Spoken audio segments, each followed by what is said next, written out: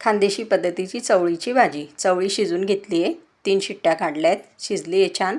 तर त्याच कुकरमध्ये तेल टाकलं, राई जिरं हे तडतडू दिलं, पुन्हा चिरलेला कांदा तोही लाल होस्तोवर परतवला, ठेचलेला लसूण टमाटा हेही छान परतून घेतलं, हळद लाल तिखट घरगुती मसाला मीठ हे परतवलं, थोडं पाणी टाकून वरून थोडं शेंगदाण्याचं कूट टाकलं, हे परतवलं, वरून शिजलेली चवळी टाकली.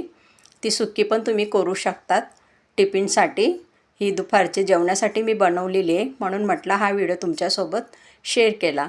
वरून कोथिंबीर घातली, थोडी झाकण ठेवून बारीक गॅस करून मंद आचेवर तिला होऊ दिलं. तर बघा झाली आपली चवळी तयार. तिला भातासोबत चपातीसोबत तुम्ही खाऊ शकतात.